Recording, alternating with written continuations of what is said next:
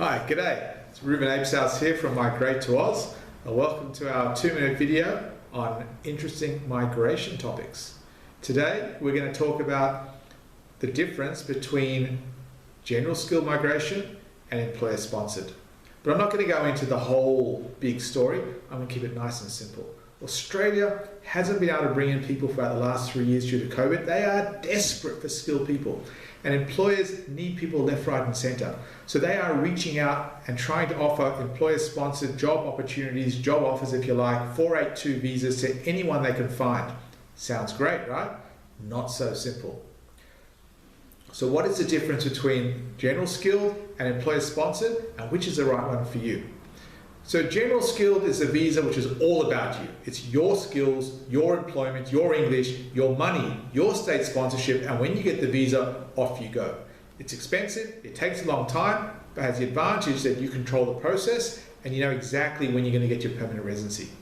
When you go through the employer, number one, the employer has to be registered to be able to sponsor.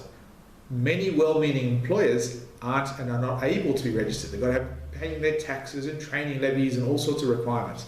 So if you're dealing with an employer, you need to make sure that they are registered. Number two, they have to show the position is real and legitimate, that advertised locally, that they've put in a big effort to show they can't find someone local to fill that role.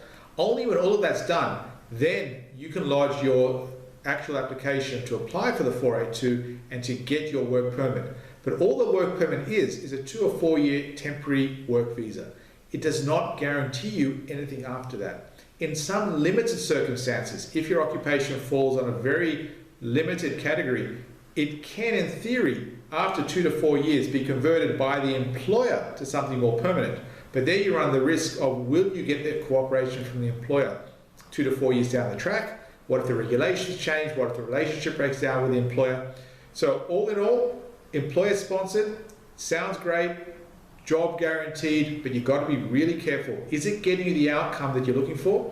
Is the risk profile something that you're acceptable with, or is it a little bit too risky for you? And are you going in there with open eyes? Do you actually understand how the employer sponsored works and what those risks are? What we find here in South Africa is that as soon as somebody in Australia offers a South African a job, the brain just turns off. Job, dollars, Australia, off we go. And my job is to say, oh, hang on a minute, let's kick that brain in again, let's get it going.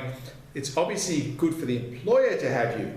They need you, but is it good for you? Does it fulfill all your objectives? Does it get you the visa outcome you're looking for? Does it secure your permanent residency? That's another question completely. And that's where you have to look really carefully before you go for anything employer sponsored. Thanks guys, have a great evening.